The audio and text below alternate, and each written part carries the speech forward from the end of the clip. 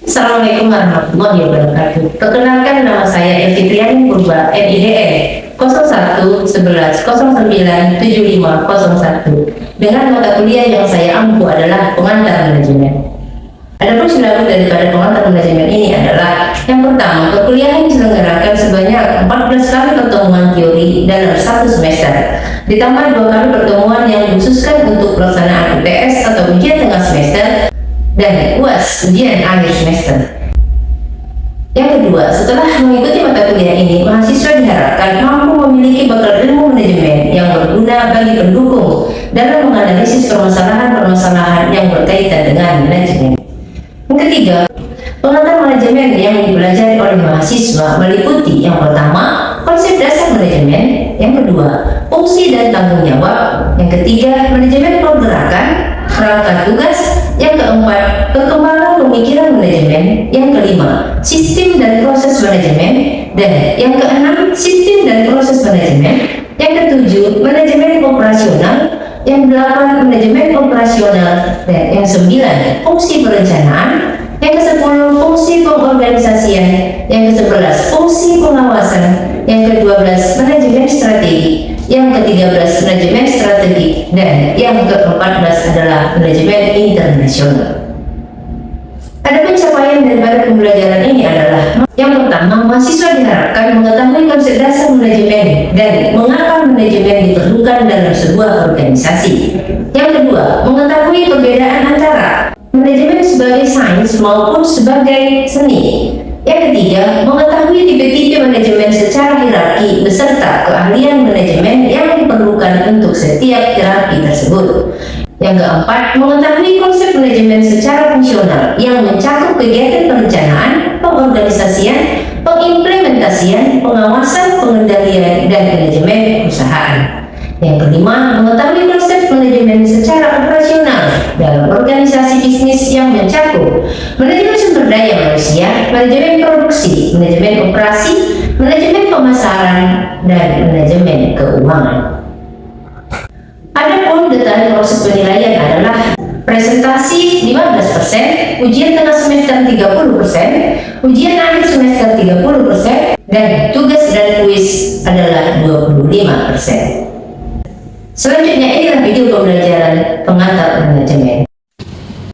Oke, baik. Assalamualaikum warahmatullahi wabarakatuh. Waalaikumsalam warahmatullahi wabarakatuh. Selamat siang semuanya. Baik, seperti biasa kita akan belajar seperti mana biasanya. Dan sebelum belajar, kita melaksanakan doa terlebih dahulu. Doa dimulai.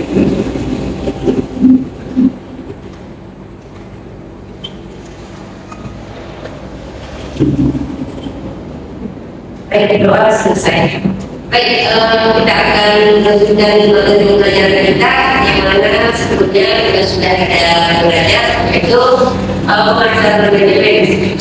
Kita akan melanjutkan atau saya mengulang kembali materi kita yang lalu, yaitu definisi daripada manajemen seperti yang ada di layar, ya, bisa diperhatikan.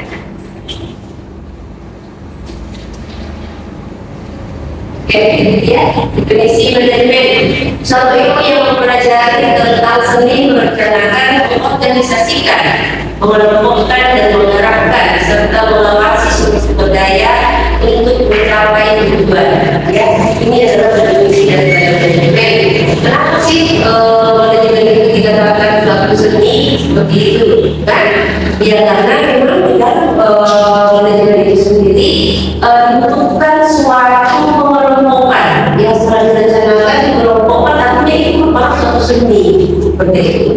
Ada pengelompokan dari setiap bidang, ya, ada pengelompokan dari setiap bidang, dan pengelompokan nanti akan diarahkan masing-masing untuk diarahkan dan diawasi. Jadi itu merupakan suatu seni. Seni merupakan suatu kegiatan. Jadi dalam mengatur manajemen juga harus ada seninya biar terlihat dan tidak bosan kepada seluruh karyawan. Jadi kalau seandainya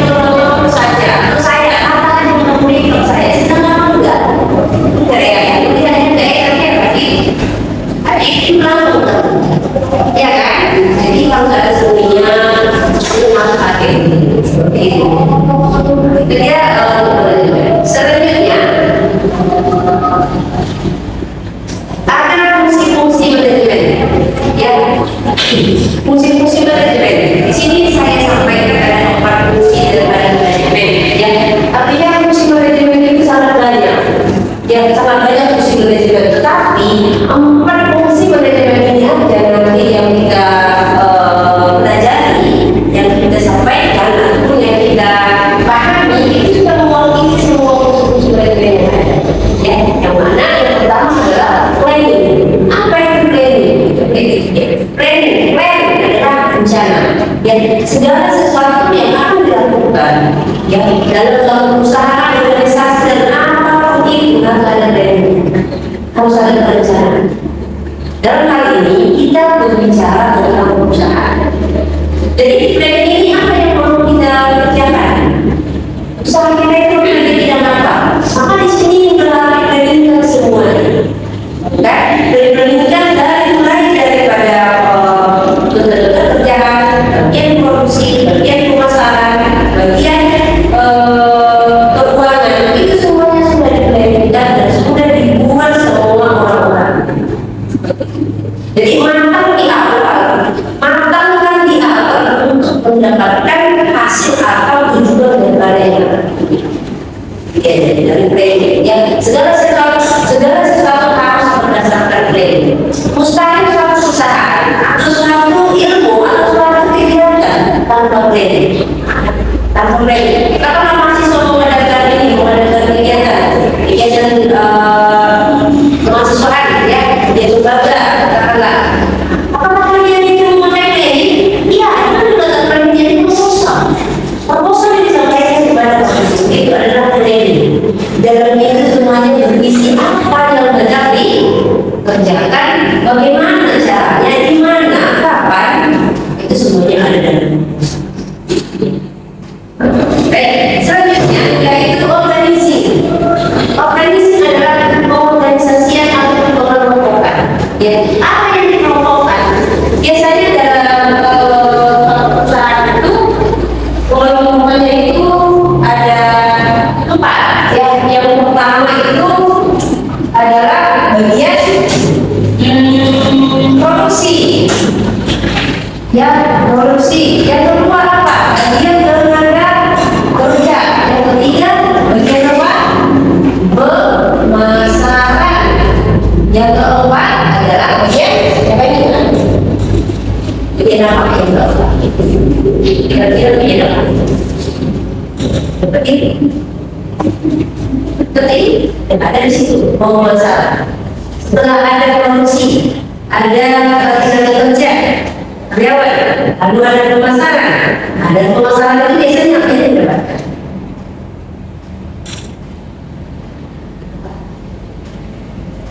Yaitu ada bagian keuangan.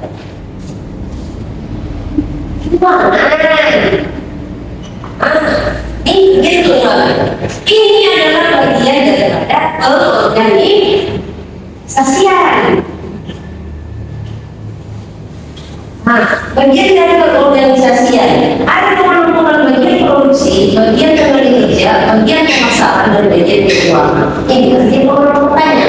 Disinilah juga letak seni yang disebutkan dari pengertian daripada ya. Jadi adanya pengelompokan daripada setiap bidang daripada kegiatan perusahaan. Ya, baik. Selanjutnya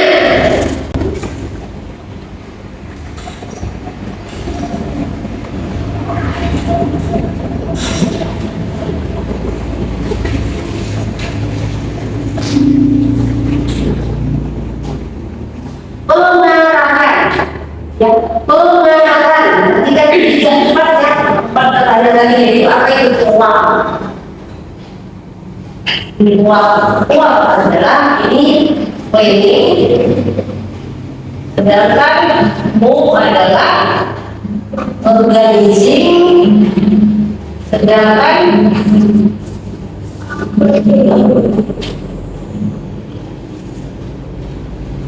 Sedangkan A adalah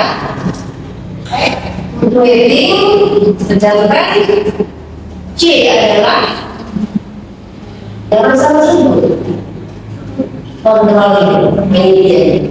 Ya, seni merencanakan, seni mengorganisir, seni mengatur, seni controlling. Sampai tujuannya, apa tujuannya? Ya kan, ini dulu. Apa tujuannya? Untuk mendapatkan dana ya besarnya. Oke, jadi itu tadi di dalam pengarahan poin yang ketiga. Ya, fungsi manajemen memberikan pengaruh untuk memotivasi karyawan sehingga tercapai tujuan perusahaan. Ya, fungsi dari pengarahan tadi menciptakan budaya perusahaan, mekomunikasikan tujuan kepada karyawan, memberikan masukan kepada karyawan agar memiliki kinerja. Itu yang pertama, menciptakan budaya perusahaan. Itu pengarahan. Kita jadi pengarahan setiap bidang. Kan? Itu diberikan motivasi kepada setiap bidang. Apa yang bagian produksi, bagian pemasaran, tenaga kerja itu semuanya dimotivasi agar mereka itu bekerja dengan maksimal, bekerja dengan sesuai dengan bidangnya masing-masing. Yang pertama, menciptakan budaya perusahaan. Kenapa menciptakan budaya perusahaan? Kenapa budaya perusahaan? Budaya di sini apa? Apa budaya yang ada di sini? Jadi setiap perusahaan itu memiliki budaya yang berbeda-beda. Saya kasih contoh. Budaya dalam suatu perusahaan itu sebelum kita bekerja diadakan apel pagi. Itu budaya. Artinya, untuk apa apel pagi? Apel pagi itu dia diharapkan seluruh karyawan dan pimpinan bertemu setiap pagi. Bedakan dengan jika tidak ada apel pagi. Kapan ketemu karyawan dengan pimpinan? Tidak tahu.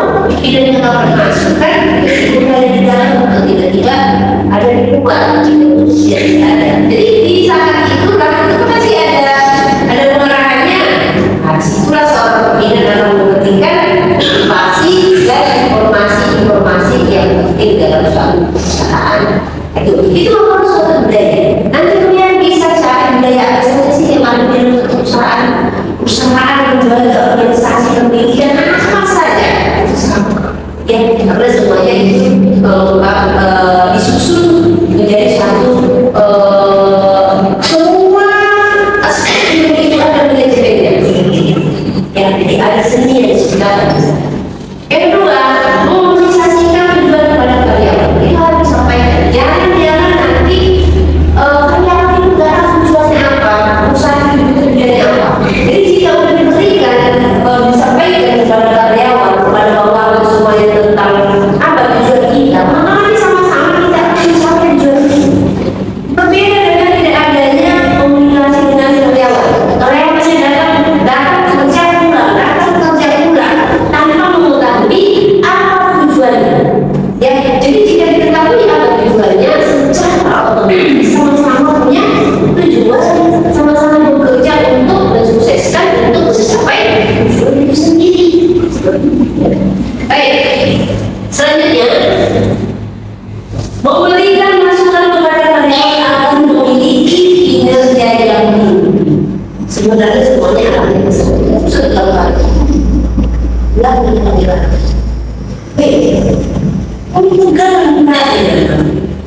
adik sakit enggak sehat dengan ini sebenarnya itu santai ya. Oke, memberikan masukan kepada karyawan. Ya, diberikan masukan. Nanti kalian itu bekerja. Kalau atasan itu memberikan masukan kepada kalian, jangan sedihan. Artinya yang dia kalian itu naik lagi dan kerjanya. Jangan sakit hati dari mana aja. Jadi jika ada nanti kalian yang menjadi pimpinan, kalian harus berdekat kepada karyawan kalian. Ada komunikasi hubungan harmonis, terdapat budaya yang kita bilang itu akan menjadi dalam satu kesatuan. Bayangkan jika seorang pimpinan tidak pernah kenal baik bawahannya, terus apa yang akan terjadi? Kalau seandainya tidak kenal dengan pimpinan, kita hanya bisa bekerja tanpa pernah mendapatkan pengarahan. Mana? Rasanya kalian tumbuh menjadi semangat atau tidak? Semangat atau tidak? Selanjutnya,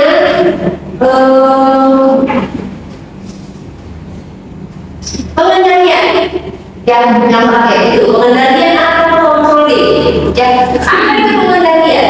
Pengendalian adalah manajemen yang berkaitan dengan pengawasan aktivitas karyawan, fungsi dan mempertahankan jalan organisasi serta melakukan pengawasan yang diteruskan. Ya, pengawasan. Tahu nggak kalau kebanyakan daripada karyawan itu kalau tidak diawasi maupun karyawan yang karyawan yang diawaskan, dia nggak ibu enggak berdiawasi itu. Jadi kan artinya diawasi atau tidak diawasi, kita harus komitmen dan bertanggung jawab terhadap pekerjaan kita. Tapi kenapa dalam manajemen itu adanya pengawasan?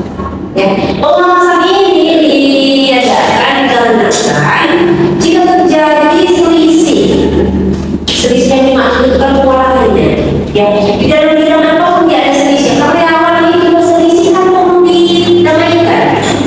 Jadi perlu adanya pengawasan. Apa dari yang namanya material memproduksi barang. Jika tidak diawasi nanti nggak sesuai berapa yang dimasukkan barangnya, berapa yang akan jadi. Jadi kalau ini tidak diawasi adanya penyimpangan. Bagaimana itu? Siapa yang bertanggung jawab? Kan gitu dia. Jadi kalau pengawasan ada di situ langsung dicek. Tadi barang masuk berapa? 100. Dan gitu. Barang yang keluar berapa? 100. Nanti plot. Barang yang masuk berapa? 100. Barang yang keluar berapa? 10 lagi mana? Udah tengok udah nggak ada. Lalu kemana yang 10 lagi? Jalan-jalan. Ternyata ada orang yang menyimpannya. Jadi dia tidak ada di sana pengawasan. Dia seperti ini akan kita kemana? Nggak tahu ini. Jadi ketika ya kan pengawasan 10 bilang kita ketahuan. Makanya pengawasan lagi. Kita sudah cuma berubah lagi. Jadi kayak tadi. Padahal adanya dia tertentu. Dicontoh berarti ya ada kayak gitu ya. Ini perlu ada kira-kira perlu adanya pengelompokan dan pengawasan di sini. Ya, kenapa harus ada pengelompokan? Ini kan seleksi ini maksudnya. Seleksi itu maksud itu minimal itu yang didapatkan tenaga kerja atau karyawan itu adalah orang yang jujur. Di mana ketahuannya kan tidak ada pemilih, ada pewawancara, ada tanya jawab. Mungkin dia ada khusus yang bukan orang keuangan, bukan orang keuangan yang mengatakan seleksi ini. Ada orang tertentu yang memang bisa memahami atau orang kan.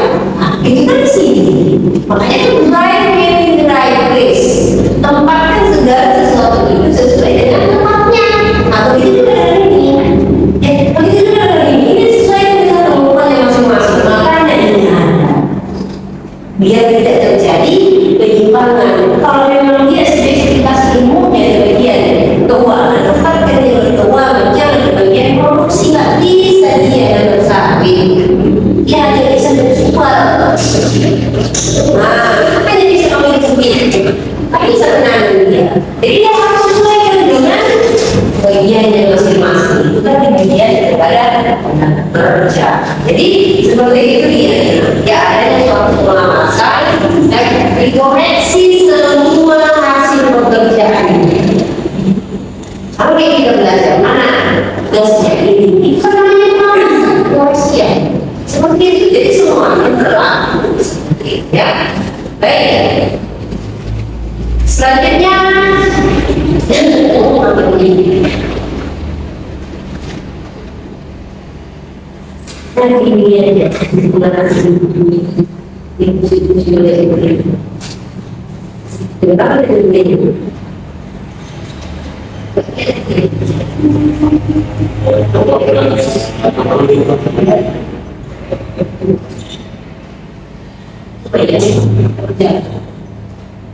Baik, oke, itu tadi sudah saya jelaskan tentang fungsi-fungsi daripada BPJB dalam kira-kira di dalam kajian kita coba sesi tanya jawab atau diskusi kepada mahasiswa yang ingin bertanya, silakan. Oke, silakan. Apa yang terjadi jika barang telah hilang walaupun sudah ada pengawasan? Oke, baik. Apa yang akan terjadi apabila walaupun sudah ada pengawasan? Baik, terima kasih. Tadi bukan menjawabnya atau ada yang bertanya lagi? Oke, tiga pertanyaan kita diskusikan. Oke, sambil menunggu pertanyaan lain ya, ya. Baik. Sudah diawasi, tapi masih terjadi kehilangan. Ya. Jika sudah diawasi terjadi kehilangan, ini akan diperiksa, ya, diperiksa bagiannya. Ya. Berarti kan ada orang yang memang tidak amanah di sana. Kan begitu ya? Kan nggak mungkin barang hilang tanpa ada yang mengambil. Kan begitu. Berarti ada orang-orang yang di sana itu memang tidak amanah. Maka bila terjadi seperti ini bisa adanya perminyan seperti itu. Dan itu akan dicari sampai dapat. Biasanya itu sampai dapat. Pasti akan mengaku dengan trik-trik yang akan diberikan. Jadi kalau sudah terjadi seperti itu, berarti terjadilah pergantian. Ya, ganti orang-orang yang ada di sana. Tapi ada yang tidak minimal jika sudah diawasi itu memang akan mengurangi penyimpangan yang ada. Biasanya seperti itu. Tapi jika masih terjadi juga ya udah ganti orang. Oke, bagaimana nih? Puas. Ya, terima kasih. Ada yang lain? Kita buka tiga pertanyaan baru satu. Boleh lagi, silakan. Ya, silakan. Ya, silakan. Kenapa kita harus menjalankan sistem manajemen dalam sebuah perusahaan? Kenapa kita harus menjalankan sistem dalam suatu perusahaan? Oke, baik, terima kasih kita. Baik ya. Kenapa sih kita harus menjalankan sistem dalam perusahaan? Dengan adanya sistem, ya, dengan adanya sistem dalam suatu perusahaan itu, maka perusahaan itu akan berjalan sesuai dengan yang diinginkan. Sistem yang dimaksud di sana itu sama seperti yang kita sampaikan. Ini kan semuanya sistem, ya kan? Sistem ini kita bicara kalau dikaitkan dengan teknologi. Kalau sesuatu teorinya seperti ini tadi ya. Lalu kalau apabila kita kaitkan dengan teknologi, ini kan semuanya adalah sistem, kan? Jadi jika sistem ini tidak ada dalam suatu perusahaan, maka perusahaan itu akan campur aduk seperti itu. Jadi dengan adanya sistem dalam suatu perusahaan, selain memang ini sudah mempermudah pekerjaan manusia, kan? Sistem kan mempermudah pekerjaan manusia. Selain memang sudah mempermudah pekerjaan manusia, maka akan lebih efektif semua pekerjaan. Ada kelemahan daripada sistem. Apa itu? Yaitu berkurangnya tenaga kerja karena memang sudah memakai sistem semua bidang. Harusnya dikerjakan oleh 5 orang bisa diwakilkan dari 1 orang. Kan hanya butuh 1 operator, ya kan? Hanya butuh 1 operator, maka kita 4 orang. Nah, jadi ini adalah sisi negatif daripada kehadiran IT. Ya, sekarang ini kita dibutuhkan untuk berilmu, ya, untuk menimba ilmu, untuk mengisi ilmu pada diri kita, dan kita itu bisa bekerja di perusahaan yang harus punya keahlian. Maka ya harus sungguh-sungguh belajar untuk ilmu agar kita berdaya guna seperti itu. Jadi bagaimana keputusan 1/5, 1/4 juga? Jadi orang pada tahu usaha juga banyak kan ini ya. Oke, baik, terima kasih. Kita bagaimana? Puas. ya. Jadi itu kalau dibuka di dalam blog. Oke, satu pertanyaan. Silakan. Oke, satu lagi. Kayaknya yang ini aja itu yang belum ya. Ya, oke, silakan. Ya, silakan. Jadi Bu, apa yang terjadi jika perusahaan tidak menerapkan semuanya? Iya. Apa yang terjadi jika perusahaan itu tidak menerapkan fungsi-fungsi daripada manajemen? Wah, kalau udah sangat tidak menerapkan fungsi-fungsi manajemen, jadinya ya. Jadi gini, apa yang akan terjadi jika perusahaan tidak menerapkan fungsi manajemen? Perusahaan itu akan berjalan dengan ya semampunya. Ya, fungsi-fungsi manajemen itu sudah dibahas lagi, lalu itu dihindarkan. Lalu ya udah bekerja sama gue, gitu kan? Bekerja sama gue. Contohnya siapa? Jessica, karena kan ini kayak ada fungsi manajemen dijalankan. Jessica mau bekerja di bagian keuangan, itu masuk aja di bagian keuangan. Sementara dia akan belajar tidak tahu, kan gitu. Dan Jessica bisa masuk ke bagian keuangan, Jessica bisa masuk ke bagian produksi, bisa bagian pemasaran, semua bisa. Tapi kan ini sama atur gitu ya. Nah, jadi kalau udah terjadi kayak gini, nanti bagaimana dengan laporan? Sementara laporan itu yang harus ditangani oleh satu orang yang memang tahu kronologinya. Kan akuntansi seperti itu. Akuntansi itu kan diskon. Itu diskonnya siapa yang modal? Satu orang yang bilang, kita yang modal. Diskonnya bagaimana ini? Terjadi selisih, ya kan? Terjadi selisih karena memang dia yang modal. Dia menerima dari sales, kartu, pemasaran. Nah, terjadi selisih kemana dia mau cari? Ke sales. Nah, kalau tidak terjadi, kalau kita tidak ada fungsi manajemen, terjadi selisih kemana dia cari? Sementara pergantian di bagian pemasaran. Nanti ditanya Jessica, kamu kemarin di Jessica bukan saya. Sebaliknya, dia kamu mungkin kamu yang kemarin itu ini ada ini faktor di toko ini, bukan saya. Akhirnya kan tidak tahu kan? Jadi tidak ada fungsi manajemen dalam suatu perusahaan, maka akan terjadi campur marut. Campur marut akan mempersulit untuk mendapatkan suatu informasi manfaat. Nah, jadi dengan kehadiran fungsi manajemen, tinggal ini aja ada di mana ada kesalahan. Kenapa bisa begini? Ternyata bagian tenaga kerja. Kenapa produksi kurang? Ternyata di bagian produksi itu ada hubungannya dengan tenaga kerja. Tenaga kerjanya nggak masuk, mesin nggak bisa jalan kalau nggak dioperasikan oleh tenaga kerja manusianya. Ternyata di bagian tenaga kerja nggak masuk apa mungkin telah jam kerja. Sementara kalau di perusahaan jam kerja itu dihitung, ada jam kerja menghitung untuk ini